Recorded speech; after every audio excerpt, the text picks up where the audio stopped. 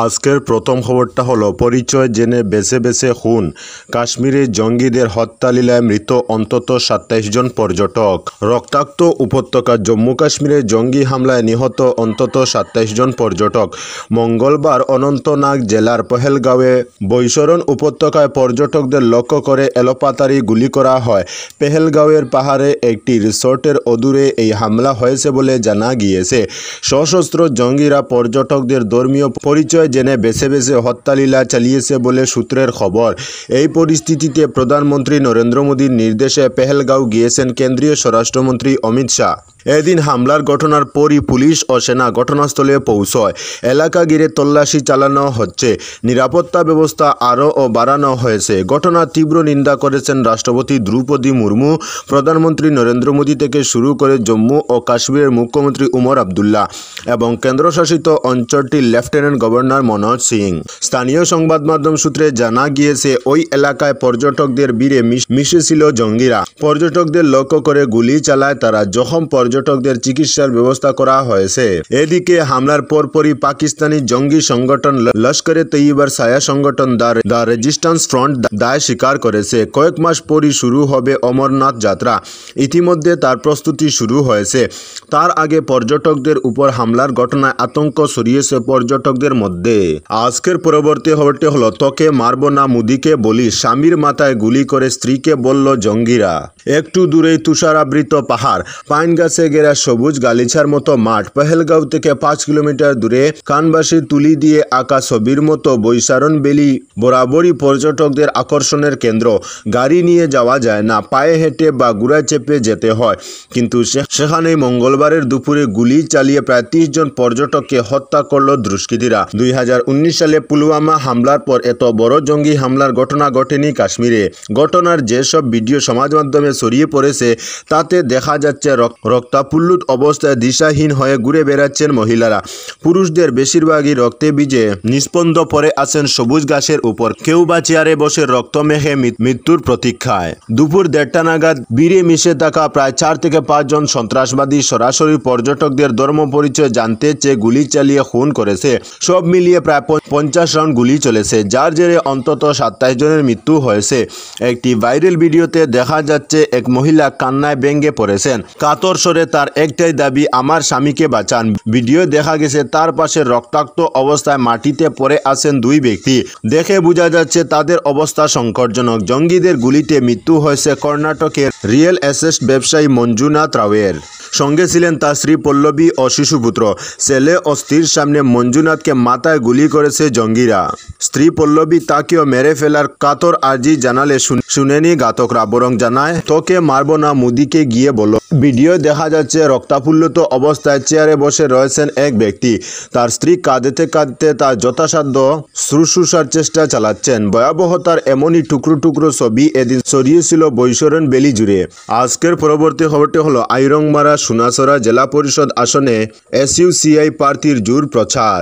পঞ্চায়েত নির্বাচনে এসইউসিআই কমিউনিস্ট দলের আইরংমারা সুনাসরা জেলা পরিষদ আসনের মনোনীত প্রার্থী মাধব ঘোষ আইরংমারা গ্রাম পঞ্চায়েতের অন্তর্গত বিভিন্ন স্থানে দলের নেতৃবৃন্দ ও কর্মী সমর্থকদের নিয়ে জোরালো প্রচার চালান। এই প্রচার অভিযানে তার সঙ্গে ছিলেন দলের জেলা সম্পাদক ভবতোষ চক্রবর্তী, জেলা কমিটির অন্যতম সদস্য অধ্যাপক অজয় রায় এবং দুয়ারবন্দ আঞ্চলিক কমিটির সদস্য যথাক্রমে রামকুমার বাগতি, পরিতোষ ভট্টাচার্য সহ আইরংমারা গ্রাম পঞ্চায়েতের আঞ্চলিক পঞ্চায়েত সদস্য পদের মনোনীত প্রার্থী উদ্দীপন দাস।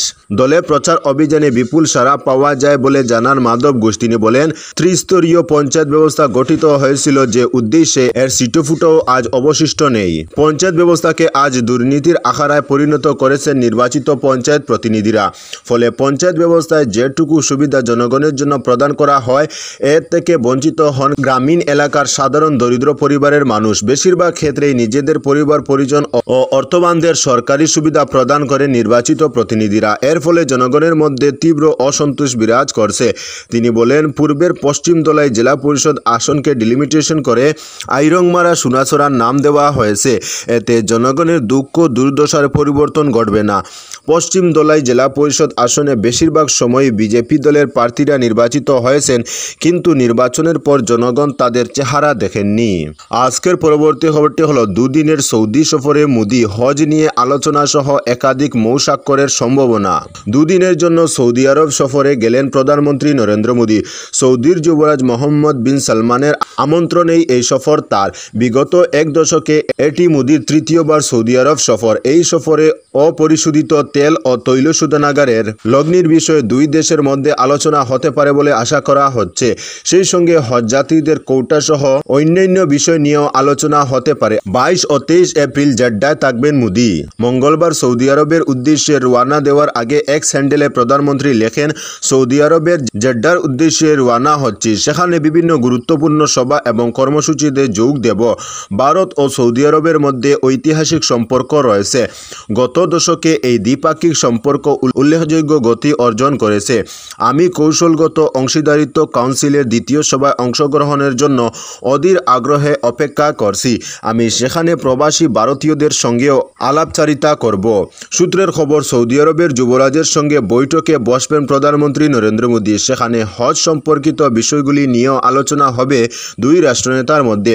6টি মৌসাক্ষর হওয়ারও কথা রয়েছে, যার মধ্যে রয়েছে জ্বালানি, স্বাস্থ্য, বিজ্ঞান ও গবেষণা, প্রতিরক্ষা, সংস্কৃতি ও প্রযুক্তি ক্ষেত্র।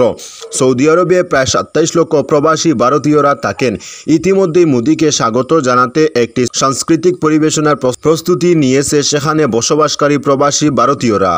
আজকের পরবর্তী খবরটি হলো অভিযোগ খণ্ডন করে কংগ্রেসকে তুলোধুনা শশীবাবুর। পঞ্চায়েত নির্বাচন ঘিরে রাজনৈতিক উত্তাপ ক্রমেই বাড়ছে পাতারকান্দিতে।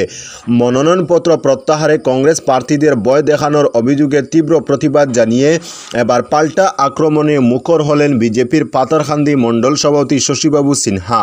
সোমবার সন্ধ্যায় দলীয় কার্যালয়ে এক সাংবাদিক সম্মেলনে শশীবাবু স্পষ্ট ভাষায় জানান, বিজেপি দিনে রাতে একই থাকে।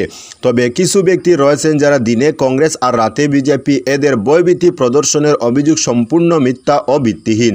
তিনি দাবি করেন, নির্বাচন কমিশনের নির্ধারিত সকল নিয়মাবলী অনুসরণ করেই মনোনয়ন প্রক্রিয়া সম্পন্ন হয়েছে এবং বিরোধীদের ভয় দেখিয়ে মনোনয়ন প্রত্যাহারের কোনো অঘটনাই ঘটেনি। তিনি কংগ্রেসের বিরুদ্ধে তীব্র আক্রমণ করে বলেন, দুর্নীতি আর কমিশন রাজের অভিযোগ করার নৈতিক অধিকার কংগ্রেসের নেই।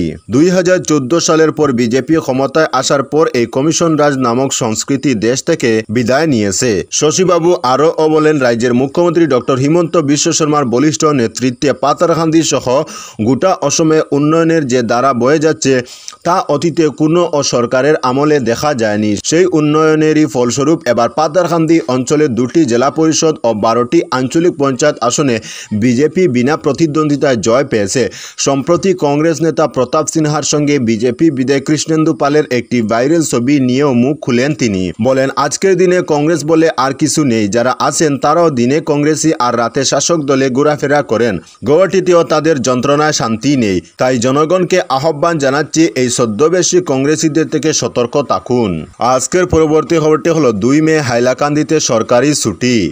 রাজ্য সরকার পঞ্চায়েত নির্বাচনের ভোট গ্রহণের দিন আগামী 2 মে হাইলাকান্দি জেলায় এনআই অ্যাক্টে ছুটি ঘোষণা করেছেন।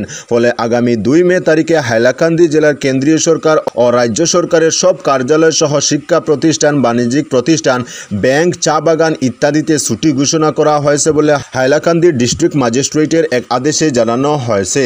আজকের পরবর্তী খবরটি হলো দোলাইয়ে ইয়াবা আর ট্যাবলেট সহ যুবক আটক, পলাতক সঙ্গী।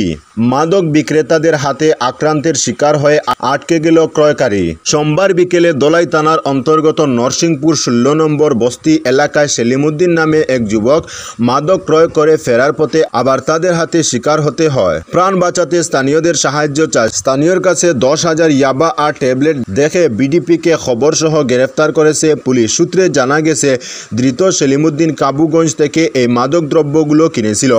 আটকের আগে সে স্থানীয় লোকজনের কাছে সাহায্য চেয়ে জানায় যে যারা তাকে মাদক বিক্রি করেছিল তারাই আবার মারধর করে মাদক ছিনিয়ে নেওয়ার জন্য তাদের পিছু দাওয়া করেছে।